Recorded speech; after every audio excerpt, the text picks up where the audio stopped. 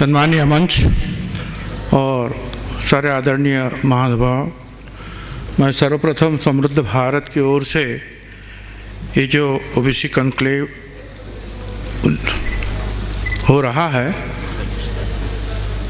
हमको उन्होंने बुलाया, हम उनके बहुत बहुत आभारी हैं। मैं बिल्कुल जो है जो आजकल जो बहुत चर्चा में जो विषय है उसके ऊपर बोलना चाहूँगा और कुछ फैक्ट्स भी जो है आपके सामने रखना चाहूँगा कि क्या क्या हुआ पिछले 3 हफ्तों में, क्या हुआ कोर्ट में, क्या हुआ, कौन क्या बोला, और ये सारी बातें जो है मैं फैक्ट्स के साथ आपके सामने रखना चाहता हूँ। लंबी चौड़ी बातें नहीं करूँगा मैं। एक है कि 15 दिन पहले सुप्रीम कोर्ट ने ये कहा कि जब तक ट्रिपल टेस्ट नहीं करोगे तब तक ओबीसी का आरक्षण नहीं मिलेगा। और फिर पूरा हमने तो कहा कि गवर्नमेंट की तरफ से कि ठीक है भाई करेंगे, ज़रा थोड़ा समय तो दे दो, या तो पहला पूरा इलेक्शन ठीक करो और हम एम्पिरिकल डाटा वगैरह जमा करते हैं। अब ये कैसी शुरुआत हुई, क्या हुई? ये कुछ 2010 में जो है कृष्णमूर्ति एक जजमेंट आया, उसमें कहा कि भाई ट्रिपल टेस्ट करो और फिर जो है तुम्हारा पॉलिटिकल आरक्षण आपको मिलेगा। ट्रिपल टेस्ट में क्या था? SC ST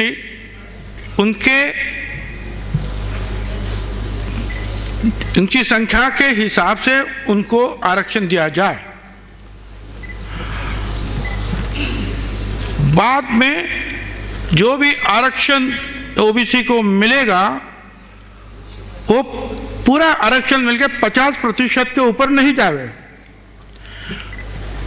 मतलब कभी 35% SC और ST का आरक्षण होता है उनकी संख्या के मुताबिक, तो 15% मिलेगा। नंदुरबार एक ऐसा जिला है हमारे यहाँ कि हमारे ओबीसी को 0% है, और कुछ जगह पर जो है SC ST 10% है, फिर भी हमको मैक्सिमम 27% मिलेगा। अब कुछ चारा नहीं, तो हमने कहा कि भाई ठीक है, हम जो है आपको ये बात मान लेते हैं। 2 बात, पहली बात तो ये कि SC ST को उनके हिसाब से दे देंगे, जो बची कुचा है वो हम लोग ले लेंगे, 50% के ऊपर नहीं जाएंगे। एम्पिरिकल डाटा जो जमा करना है वो हमने कमीशन जो है उनकी नियुक्ति की है, थोड़ा समय दीजिए। कुछ नहीं हुआ, कहा कि नहीं। मैं थोड़ा पीछे जाना चाहता हूँ कि पहले तो सुमित्रा महाजन की अध्यक्षता में इस सांसद लोगों की जो एक कमेटी बनी कि ओबीसी के लिए क्या करना चाहिए। उन्होंने कहा कि ओबीसी के हालात बहुत बदतर है, उनको जो है जैसे SC ST को पैसा मिलता है भारत सरकार से फंड्स, वैसे ही उनको देना चाहिए, मगर उनकी आबादी और मालूमात नहीं है, तो सेंसस कमीशन जो है वो जमा करे। दूसरी एक कमेटी हुई मनमोहन सिंह इनकी अध्यक्षता में, शरद पवार थे, चिदम्बरम थे और कई लोग थे। उन्होंने भी कहा कि उनको मदद फंड्स देना चाहिए, मगर उनकी जानकारी हमारे पास नहीं है, तो उसको जमा करें। तो हम लोग महात्मा फुले समता परिषद की ओर से सुप्रीम कोर्ट में गए और हमने कहा कि 2011 से जो जनगणना हो रही है उसमें ओबीसी का डाटा सब जमा करो, उनकी संख्या जमा करो और बताओ। हमने सुप्रीम कोर्ट में हम लोग गए, साथ साथ मेरा भतीजा जो है समीर भुजबल वो सांसद था, तो मैंने कहा कि तुम जो है पार्लियामेंट में उसको उठाओ। पार्लियामेंट ने उसमें उठाया और कहा कि भाई ये जो 2011 से जो जनगणना हो रही है उसमें जो है हमको हमारी भी जनगणना होनी चाहिए। अब इसमें जो है समता परिषद की ओर से हमने जो पिटीशन किया था वो भी मेरे पास है। हमने सीधा कहा था कि हमारी जो है सारी मालूमात जनगणना ओबीसी की होनी चाहिए। फिर उसके बाद 6, 5, 10 को जो है समीर भुजबल जी ने रखा कि ये होना चाहिए ओबीसी की जनगणना। बीजेपी के उपनेता थे सांसद पार्लियामेंट में गोपीनाथ राव मुंडे ने कहा कि ओबीसी की जाति गणना होनी चाहिए। गोपीनाथ राव मुंडे जी ने कहा। बाद में यह हुआ कि मुलायम सिंह यादव साहब ने कहा, मेरी आपके द्वारा गृह मंत्री जी से अपील है कि अपने बयान में संशोधन करके हम सभी लोग जो कह रहे हैं शैक्षणिक, आर्थिक, सामाजिक और जाति के आधार पर जनगणना कराई जाए। फिर आगे चल के दारा सिंह चौहान ने कहा कि हमारी पार्टी की मांग है जाति के साथ जनगणना होनी चाहिए।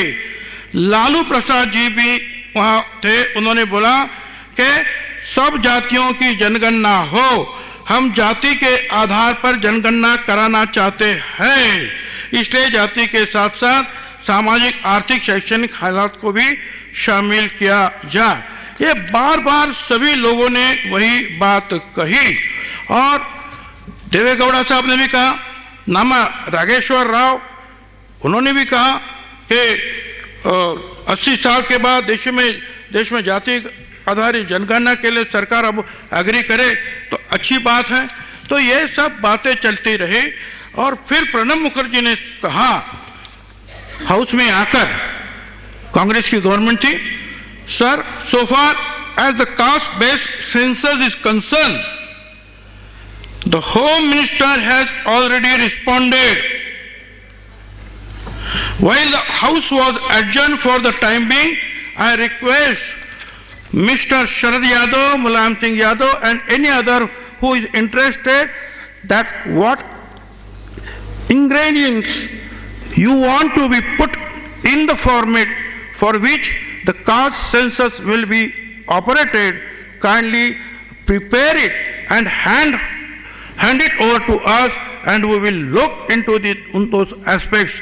तो उन्होंने भी जो है कहा कि भाई ठीक है, हम करते हैं, तुमको क्या क्या चाहिए उसमें हमको बोल दीजिए। फिर 12 अगस्त 2010 को प्रणब मुखर्जी साहब ने फिर से कहा, the decision taken by the group of ministers is that caste will be canvassed in the census without affecting the integrity of the head count. उन्होंने भी कहा बार बार। अब इतना होने के बाद हुआ क्या, सेंसस कमीशन के ओर से जाति गणना नहीं हुई। उसके लिए उन्होंने ग्राम विकास और नगर विकास इनके माध्यम से डाटा जमा किया। 2016 में डाटा मोदी साहब के गवर्नमेंट के पास आया। उन्होंने कहा कि अच्छा, जेटली साहब ने एक दिन कहा कि डाटा आया है, लोग बहुत गरीब है ओबीसी के उनको देना चाहिए, घर बार, आरोग्य, शिक्षा सब में पीछे है, देना चाहिए। उन्होंने आंकड़ा नहीं बताया। फिर उन्होंने किसी ने कहा कि उसमें गलतियां हैं। पनघड़िया कमेटी नियुक्ति की गई कि भाई ये उसमें जो त्रुटियां हैं दूर करे। पनघड़िया कमेटी में 5 सदस्य जो है देने थे, 5 साल तक दिए नहीं, पनघड़िया इस्तीफा देकर चले गए।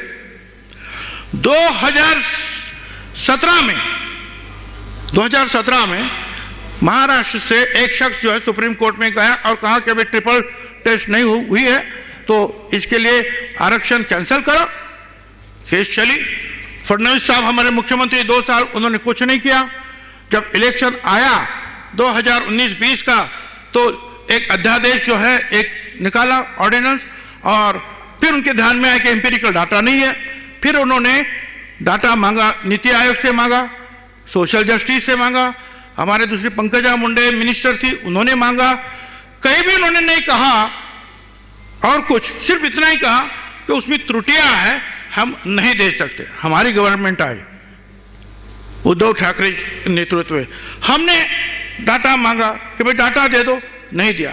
हम सुप्रीम कोर्ट में गए, 2 केसेस हुई सुप्रीम कोर्ट में हाल में, हम सुप्रीम कोर्ट में गए और हमने कहा कि सुप्रीम कोर्ट भारत सरकार को कह दे कि वो जो इंपेरिकल डाटा उनके पास जमा है वो रखने के लिए नहीं, हमने मांग की थी इसलिए दिया है। ये हमने सब आपको जो भाषण पढ़ा है वो दे दो, हमको सारे राज्यों को दे दो ताकि ओबीसी का आरक्षण ठीक ठाक रहे, कायम रहे। हमें क्या उन्होंने कहा कि नहीं नहीं उसमें जो है काफ़ी गलतियां हैं।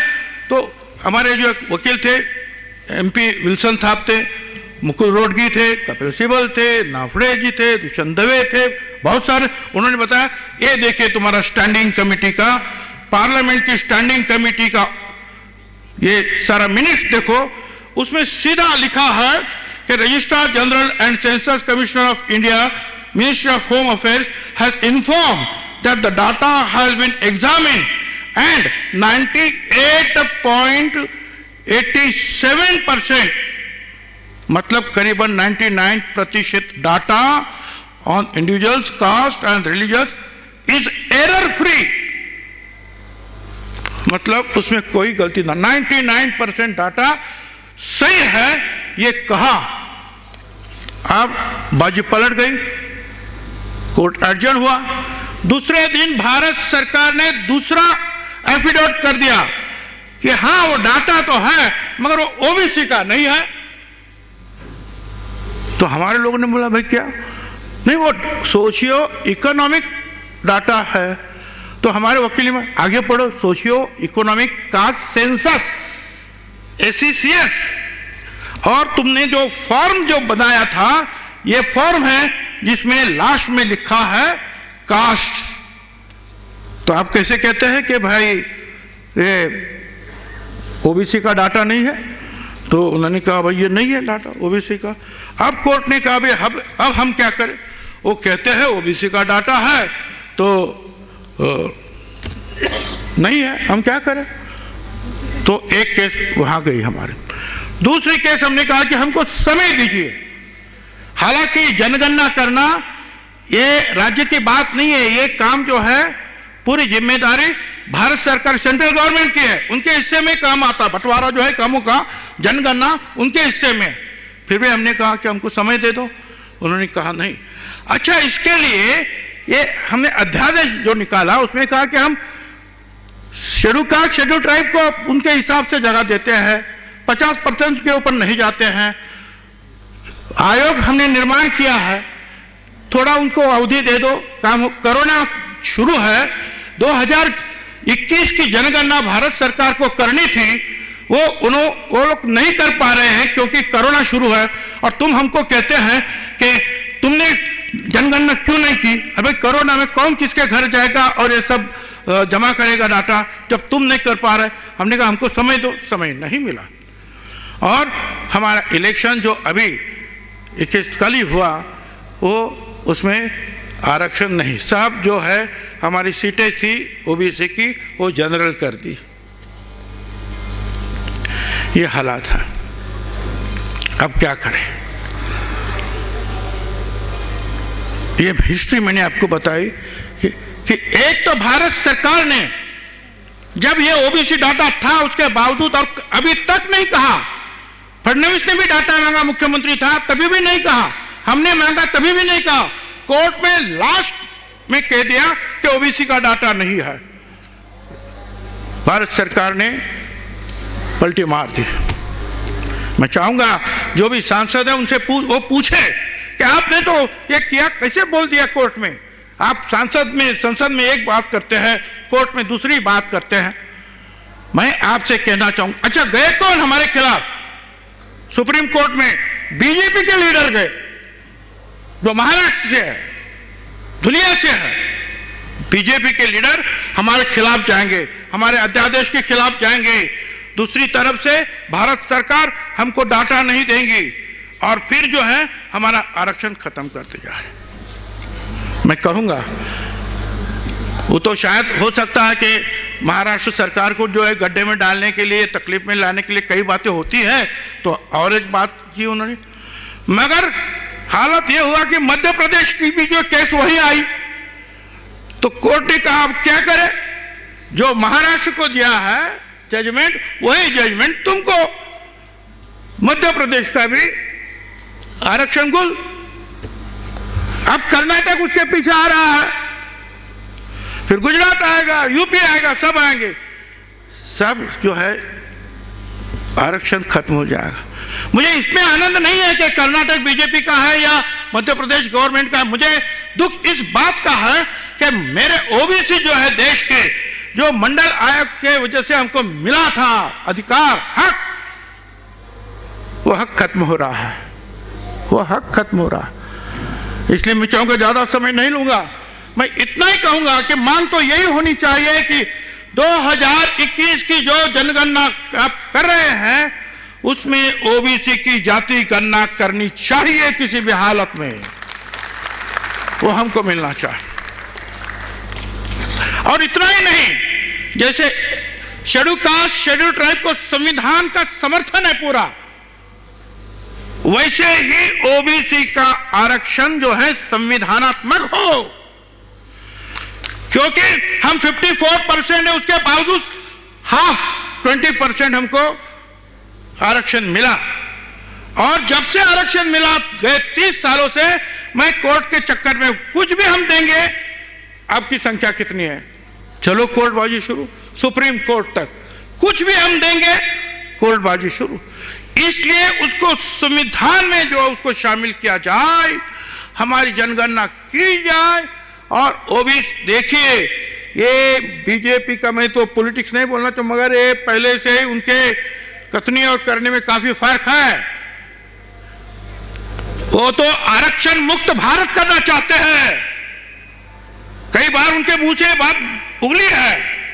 इसलिए आज ओबीसी तकलीफ में है, कल हो सकता है शेड्यूल कास्ट आएगा, शेड्यूल ट्राइब आएगा। इसलिए हम चाहते हैं कि हम सब लोग एक साथ आवाज उठाएं और हमारे आरक्षण को हम बेकरार रखें, ठीक ठाक रखें। कल रात को लेट बहुत एक उन्होंने कुछ मीडिया में छपा दिया कि हम कुछ कर रहे हैं। भाई कब कर रहे हैं? जब इलेक्शन होकर जाएगा, 5 साल तक ओबीसी जो है इस पॉलिटिकल आरक्षण के दायरे के बाहर रहेगा, तो कब करेंगे? करना है तो तुरंत करो। और जिनका भी आरक्षण जहां इलेक्शन हो रहा है, वो आरक्षण कैसे साबित रहे, ठीक ठाक रहे, उसके लिए वो काम करे, तुरंत निर्णय ले। क्योंकि इलेक्शन कमीशन तो रुकने वाला नहीं है, कानून से जो है समय खत्म हो गया, इलेक्शन होगा और सारे इलेक्शन जो है ओबीसी के बिना हो गए, हमारा आरक्षण चला जाएगा। फिर एक बार पॉलिटिकल जाएगा, फिर शैक्षणिक जाएगा, फिर नौकरियों का जाएगा, सब खत्म हो जाएगा। तो इसलिए मैं सबसे जो यही प्रार्थना करूंगा, काफी बड़े बड़े लोग हैं, सांसद है यहाँ, आप सब लोग एक होकर जो है, अब पता नहीं ये सांसद अधिवेशन तो खत्म होने को आया है, मगर फिर भी है, हम देश भर में अगर आवाज, मैं इसलिए धन्यवाद देता हूँ नेशनल ओबीसी कॉन्क्लेव आपने दिल्ली में किया है। आप सब लोग अपने अपने राज्यों में जाकर इसके खिलाफ आवाज उठाएं, लोगों को जागरूक करें और ओबीसी को कहो कि आप खड़े हो जाओ। जब तक आप बोलेंगे नहीं, आप चिल्लाएंगे नहीं, रास्ते पर आएंगे नहीं, तब तक कोई सुनवाई नहीं होगी। एक के बाद एक दबाते जाएंगे और हम लोगों को वो खत्म कर देंगे। इस चंद लोगों के साथ मैं समाप्त करता हूं। धन्यवाद। जय हिंद।